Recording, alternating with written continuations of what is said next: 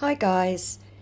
This one is a this one is one I started quite a while back, and I didn't actually think the bait was going to go anywhere, so I didn't bother continuing. But we've had some developments. So Michael Buble reached out to me. "Hello, pretty fan," he said. I said, "Hi there." "Hello, big fan. Always be sure of whom you communicate with on the media because a lot of pretenders are everywhere. That's why I'm here to make sure no one makes fake account of brackets me, which is insert name here, Michael Buble." To which I responded, "Sure." He love-hearted that. "I created this fan page to reach out to my beloved fans and also to warn them about fake account claiming to be me." I said, again, okay. And they do this a lot. It's to try and make you believe that they're actually the ones that aren't fake, but all it does is just reconfirm that they are. "I know it's gonna be hard for you to believe me, but first I'm gonna need to trust you in other for more communication. I'd love to send you a message on my verified account, but I can't due to management policy. I will call you in a video call, but first I have to trust you for you to keep this conversation between us." So at this point, I thought he was actually going to try and do one of those dodgy videos where they play an interview and he mutes it, but I wasn't going to go on Telegram. So I responded, "Considering the huge amount of fakes pretending to be you for nefarious purposes, I'm going to need more than just your word. If I believed every person who said trust me online, I'd be chatting with 40 of you," which he then love-hearted. "I don't need video," I continued. "I'm happy with audio, saying my name. If it's video, I know it'll be a recorded video." He love-hearted that as well. "I know your voice, your accent, so an audio call with you saying my name and having an actual conversation will suffice," I said. "Does your wife know you're chatting with women, or are you doing this with men as well?"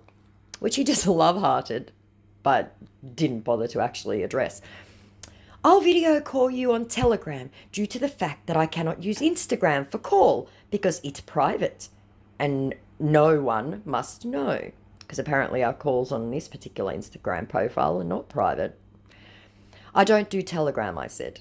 "It's a skeevy site used by people with nefarious intentions, so I guess we can't chat. Shame. Well, take care of yourself. Good luck out there." "So do you have Telegram? I'll give you my username, direct chat link, for you to be able to send me a message. I will call you on audio, saying your name as you suggested early." I said, "I just told you I don't do Telegram. Didn't you read my message? It's a dodgy site." And as far as an audio call, I said, "An actual conversation, not just a Buble voice badly chopped to say a name that vaguely sounds like mine. I've had that and it was hilarious." And I had a Johnny Depp video, which I will upload and share with you guys. "Take care of yourself," I said. "Ciao," because Buble is obviously part Italian as well. "Then get Telegram. I will call you and say your name," said our increasingly frustrated fake Michael Buble. I said, "No, for the third time, I don't do Telegram. Arrivederci." "All right, have a nice day," he said. He vanished. Came back again. "Hello there." I said, "So you're back, huh?" "Yeah, I guess," he said, a little bit deflated. "How are you?" I said, "I'm fine. Must be a quiet day over there, huh?" And complete irony went over his head and the sarcasm. "Yeah, it late over there. Where are you supporting from?" he said. I said, "Over there." "Over where? Where is there?" "I'm in Australia, if that's what you're asking."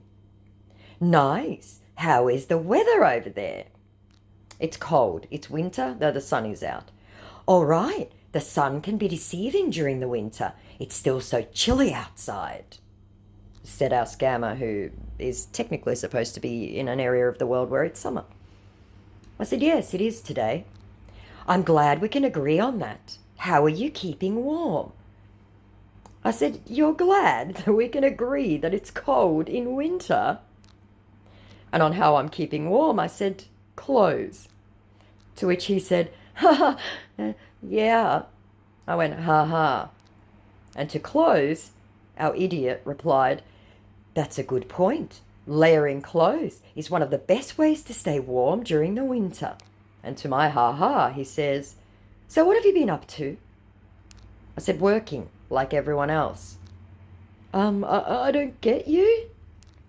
I said, as in working at a job, like most of the world is. "Yeah, most people do work a job to make a living. What do you do for work?" "I'm an English professor," I said, "and I also teach business English to foreign students," which he love hearts. "I teach literature," I said. "That's really interesting. What's your favorite piece of literature to teach?" I said, "I do many, but we're doing Shakespeare at the moment. Not a fan of that. We covered One Flew Over the Cuckoo's Nest last month and discussed misogyny." "Ah, I see. It's important to have discussions about challenging topics like misogyny," said our clearly trying very hard scammer. "What other books are you planning to cover in the future?" he said. I said, "Whatever the curriculum decides. I'd love to cover some Amy Tan." So then he actually vanished and did some Googling. I'll give him some credit for not being overly lazy. "That would be great," he said. "I really enjoyed reading The Joy Luck Club by Amy Tan. It would be interesting to see how you teach her work." I said, "Her latest stuff is better, but yes, Joy Luck was a fantastic first novel for any aspiring author. The film was good also. I haven't seen the film adaptation, but I'll have to check it out. Do you have any other favourite films?" I said, "Plenty. Have you seen Gone with the Wind? And Schindler's List was a masterpiece. And of course Martyrs, the French horror film, is fantastic." To which he says, "Yes, I have. It's a classic. What do you like about it?" And about Schindler's List, "I agree. Schindler's List is a powerful and moving film.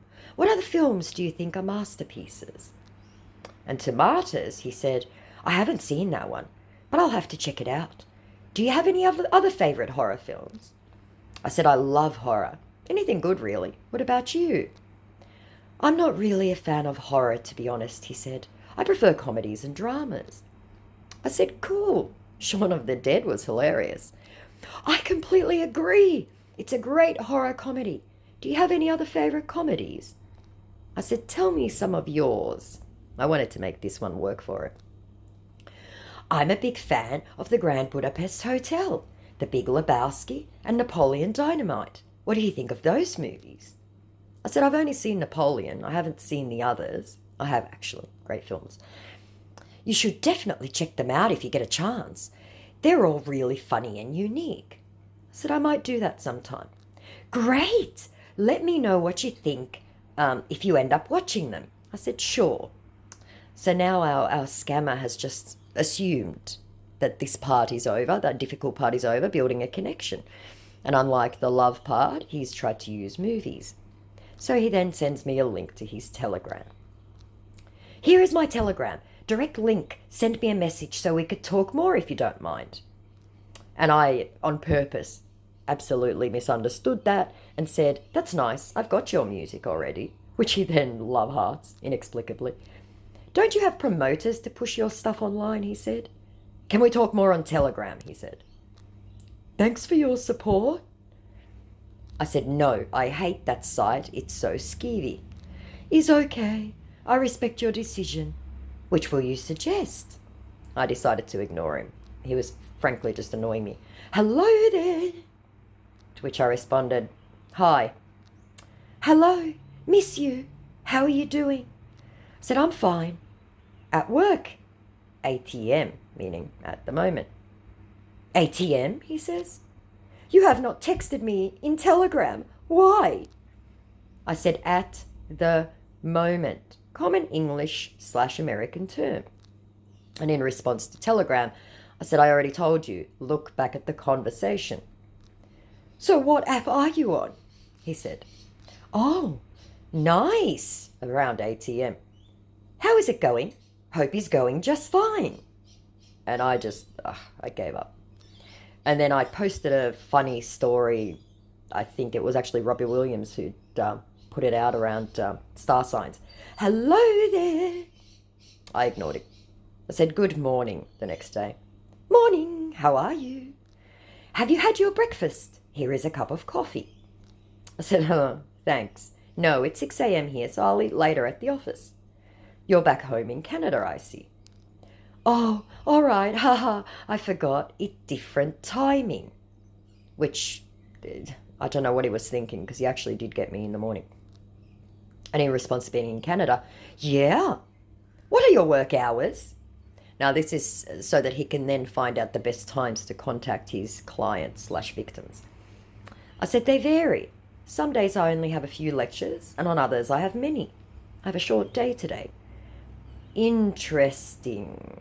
And sends one of those doubtful, raised eyebrow emojis. "Send me your mail so we can text via Google Chat or mail app." I ignored him. All right. I thought, nah, this is not going anywhere until today. He sends me a photo. I said, "Okay, why you send me this? You haven't messaged me since last month." And it was a riddle, right? Silly riddle. "Answer the question. It's a giveaway I'm doing to fans." I said, "Excuse me?" So we showed that, and it's everyone is getting this wrong. An ex-policeman lost his house, his car, and his girlfriend. What did he lose first? The winner gets, I don't know what RS is, 5,000 from my company. I'll have to Google that, actually. He says, "Your answer is needed for a giveaway of $5,000. I said, "No thanks, I don't like riddles." "Why?" "It will not cause you anything, he says. I said, "And the answer is simple, too simple. The answer is his job." "Not everyone got it right," he said. And I went, "Ridiculous," which he then love-hearted. I said, "It's basic kid stuff," and he love-hearted it. "Congratulations, you just won a giveaway of $5,000. I said, "Really?" He said, "Yes. DM me with your Cash App tag for the payment of the giveaway." I said, "Are you personally messaging people on Insta and demanding they do this?" And in response to his DMing, I said, "It's okay. Give it to someone who needs it. Donate it to charity in my name, please." And in response to, "Are you personally messaging fans?" "Yes, I just have to give out to my fans." "Why not accept the money first? Then you give it out to charity if you want to." I said, "No, it's okay, thanks. Why not cut out the extra step and you just donate it? Easier." "It's my way of giving it to charity, he said. I said, "Then give the 5K also. I am not a charity case." "Yeah, send your cash tag," he said. I said, "No thanks. I don't need the money. Give it to someone else." "All right," he says. "How are you doing?" So this is another scam. So he's either trying to launder money, or if I were to send a Cash App tag or anything like that, they can either hack into it if they're sophisticated, or they're going to send too much money and demand I send it back, or there's a fee involved. This is a scam, people. Celebrities do not reach out of the blue and give you money. Please, just don't ever give them any details. "How are you doing?" "I'm fine," I said. "What about you? Keeping busy?" "I'm fine, but been busy lately." I said, "Busy is good." "What have you been up to?" he said. I said, "Just the same, work, etc. Where are you now? Still home or touring? I haven't kept up much." And in response to that, "Oh, I see," said our offended scammer, offended that I hadn't kept up with Michael Buble. "Are you married and blessed with kids?" Said no to both. "You are, though," which completely ignored, of course. "How old are you?" "I'm 44, I responded. "What is your job field?" "My job field," I said. "I'm an English teacher. You already asked this months ago." "Ha ha, I guess I was stressed out. I forgot. Hope your job is not stressing you. As we know, that ever obsession about stress and food and whatever." "Why would it stress me out?" I said. "I love my job." "I apologize if my previous response gave the impression that your job stresses you out. I'm glad to hear that you love your job. It's wonderful to find fulfillment and joy in what you do. Keep up the great work." And oh God, people don't realize how condescending that sounds. Sure, I said. Cool. Which our scammer who can't read a room said, love heart. What are your weekend plans? I said, I've been out with my sister today and I may go out later for some drinks with some friends. I'll see, the weather is awful. What about you? Do you have a gig tonight? Where are you at the moment? Now, I genuinely don't know. I did not bother to do any kind of research. That sounds like a fun day, he says. Enjoy your time with your sister and have a great time if you decide to go out for drinks with your friends. Hopefully, the weather improves soon. I said, I doubt it will. A few more weeks of winter before official spring starts. Good to see you're still not answering questions. Why do you have doubt? What questions? He says. Are you on Google Chat? At this point, he's realised that his little Cash App scam is not going to work, and he's going to try, I guess, perhaps romance scam me, I think is where he's going to go with that. I said, I've asked where you are and if you've got a gig. You know, normal conversation. You're the one who reached out nearly a month later.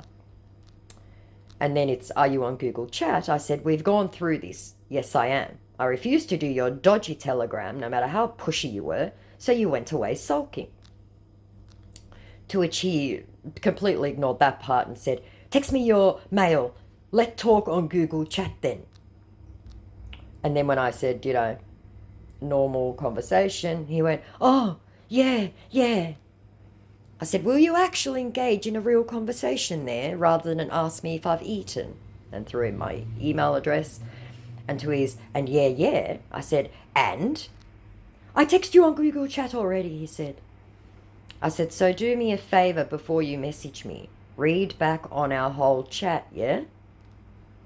And unto his saying he'd message me, I said, sure, see you there. Ha ha, he says, I will, to reading back on the chat. I said, it will help you, believe me.